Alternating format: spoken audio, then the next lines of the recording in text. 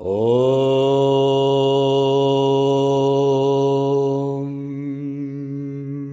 Kayena vacha manasyendrayirva bhutyatmanava prakriti swabhava karomi adyat sakalam paresma Narayanayeti samarpayami Narayanayeti samarpayami.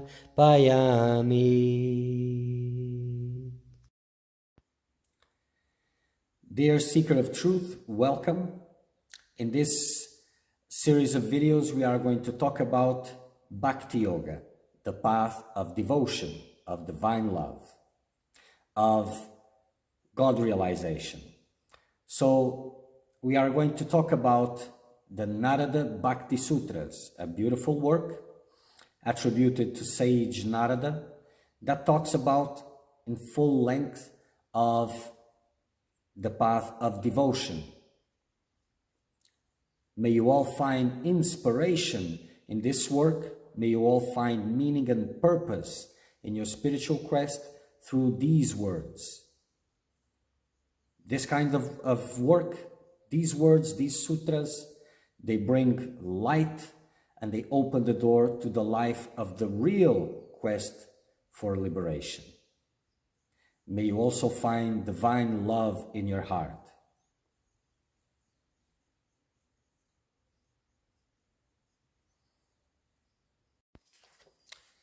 Moving on, Narada Bhakti Sutras, Chapter 9, Glory of the Company of the Wise.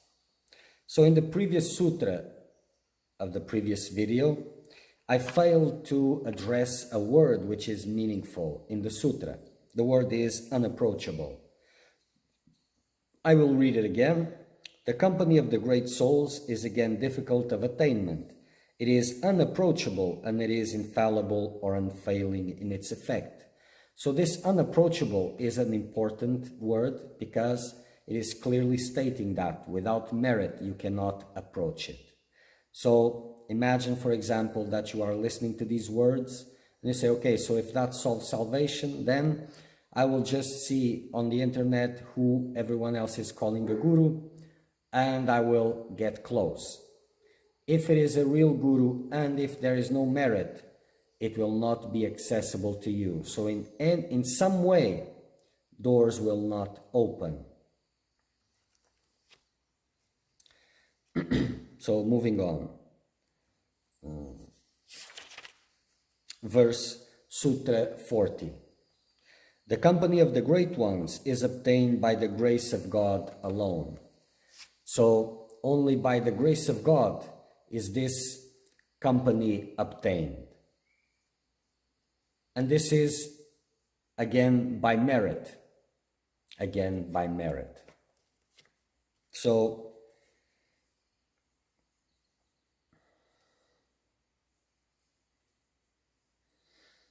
some points here. In this sutra, encouragement is given. Even though it is difficult, it is obtained.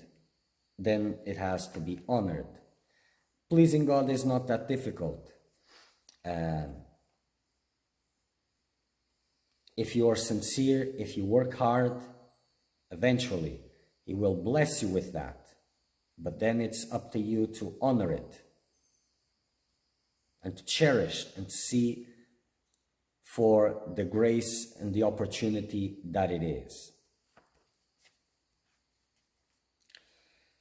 Tat kripaya eva, the company of the Guru or Great One is obtained. It is an act of divine grace. So when the company of the Guru is obtained, it is an act of divine grace. And for the one who obtains it, gratitude, this vision of this divine blessing needs to be there, or else he will not be able to bring out the reverence, the gratitude, the surrender, and take the guidance of the Guru as nectar.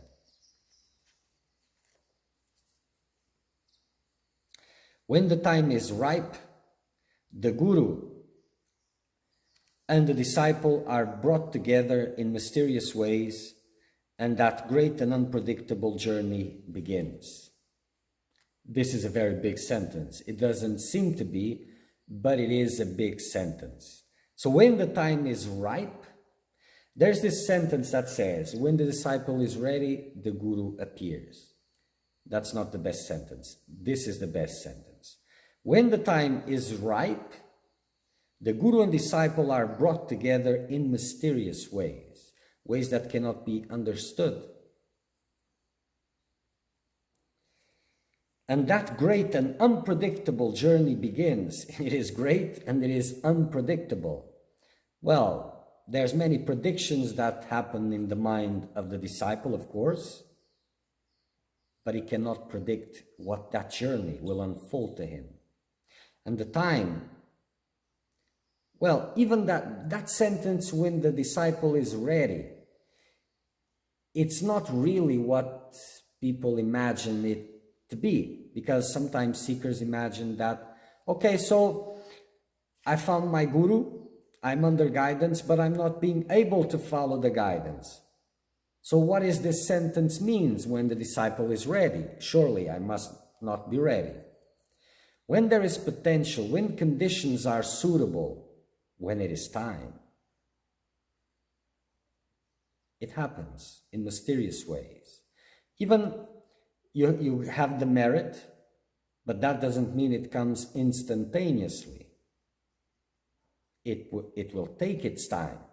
And that doesn't mean that it will not come instantaneously. When the time is ripe, they are brought together by mysterious ways, ways that you cannot understand.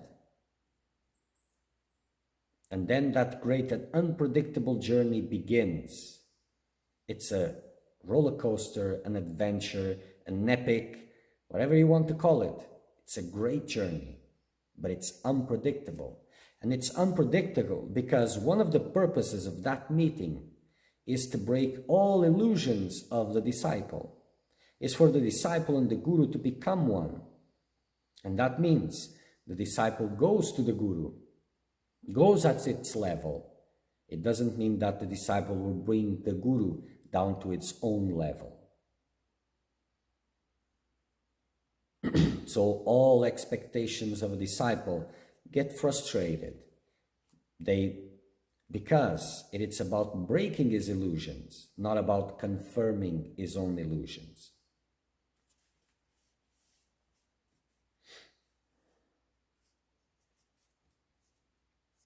Sutra 41. Because there is no difference between the Lord and his devotees. In this sutra, the devotees are the ones who have reached self-realization, God realization. In this case, the devotee is the one who achieves God realization. It's the same, but so the devotee, the one who has reached self-realization, is God himself. So either you see it that God give the grace, get to the Guru, or you see that God through the Guru gave you the grace and pulled you towards him. Which way you see it, it is the same.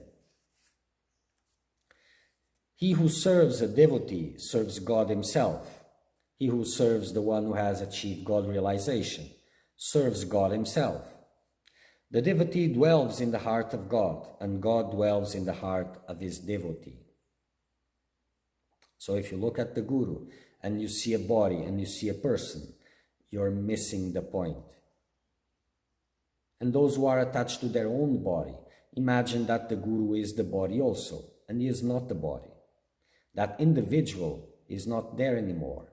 It is God speaking through a body.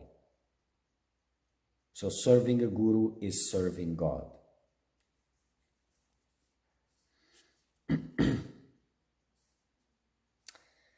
In Bhagavatam, the Lord says, "Devotees are my heart, and I am the heart of devotees. They know no other than me, I know nobody else than them. This is a very beautiful sutra. Not really a sutra, this is a passage, a phrase from God. So I'll repeat it again. Devotees are my heart. This is Krishna saying. And I am the heart of devotees. They know no other than me. I know nobody else than them.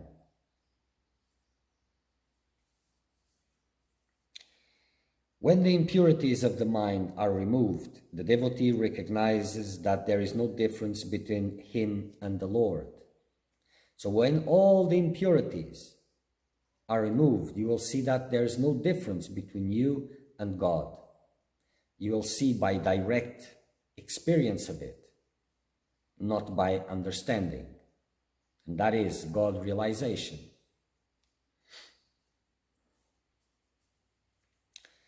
Then divine grace descends. The grace may appear as the Guru.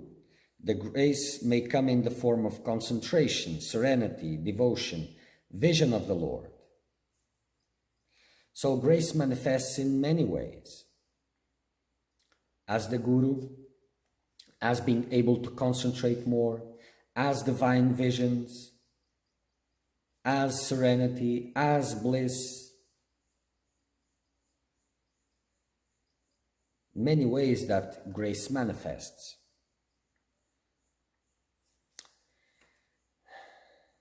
And the more your heart is pure, the more you will be able to recognize that constant flow of grace towards you.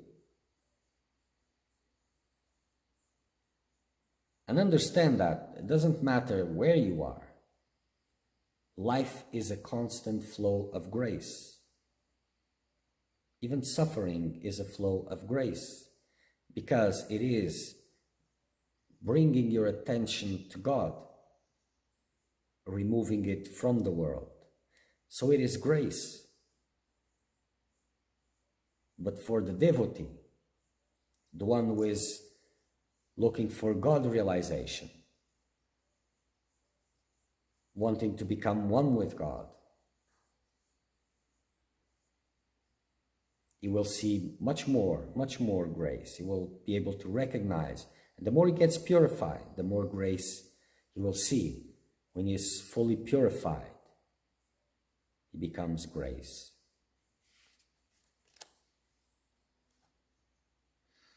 God realization becomes natural and easy when a man willingly surrenders his whole being to the inflow of divine grace. So everything is seen as grace. And when you surrender continuously, completely to grace, then God realization becomes easy. The ignorant man impedes the path of grace by its conceit, arrogance, and egoism. Like I've explained previously, egoism blocks grace, separates you from God, from your perspective, of course, from the world, from others, and especially from God. When you remove it, you become grace. Just as a river loses its name and form after it has entered the ocean, so also a devotee loses his individuality when merges himself into the Lord. So after God realization, individuality is there no more. Only God remains. The mind that causes distinction is annihilated, dissolved by devotion. It is devotion that dissolves the mind.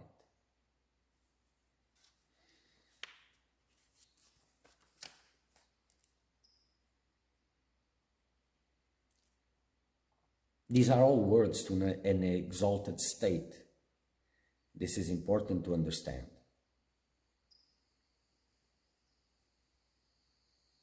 But devotion dissolves everything.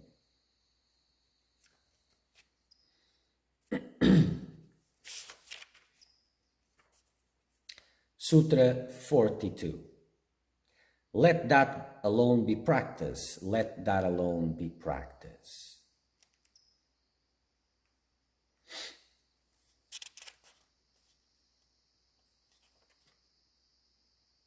So this sutra is reinforcing the previous sutras. So this refers to renunciation and loving service described in Sutras 35, 37, as well as the grace of God and the Mahapurushas, or great souls. Self-surrender must be complete. So finding the real devotee of God, finding the self-realized being, serving him as one serves God,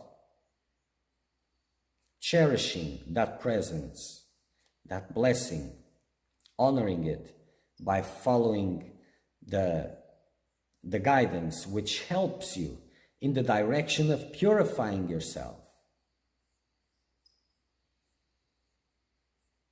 And by purifying yourself, you will purify devotion, and with pure devotion, individuality is dissolved.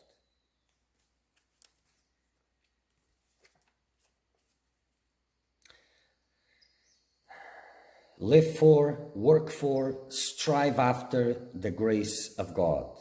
Make serious efforts to obtain the grace of God. If you're trusting your intelligence, you're going to fail. Strive hard. Direct your whole life, your whole activities to God, to loving God, to remembering God. God will bless you with all that you need to come back to Him. Everything that you need.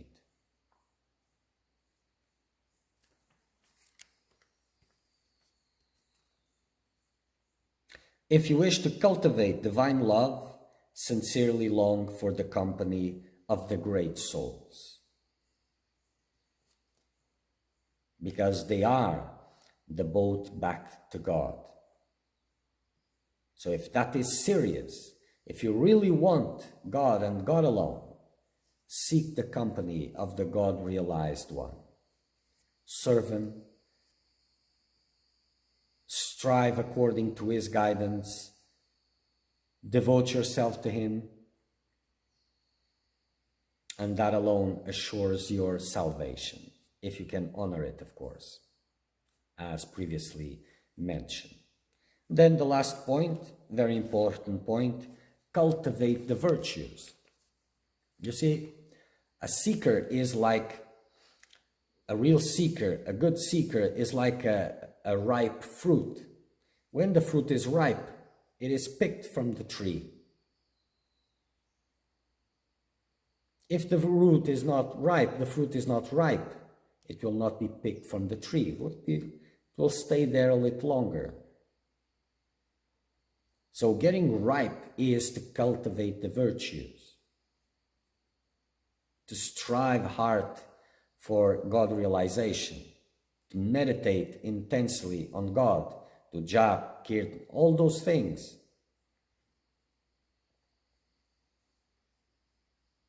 To put all your desire for liberation in practice, showing that in your spiritual practice, in your intense, sincere efforts. Then you'll be blessed by the access to a great one, a great soul, a God-realized being. Then hold on to that blessing, embrace it, honor it, and eventually, okay. Tvameva mata cha pita tvameva, tvameva bandhushka sakha tvameva, tvameva vidya dravinam tvameva, tvameva sarvam Mama Deva Deva, Tvameva Sarvam, Mama Deva Deva.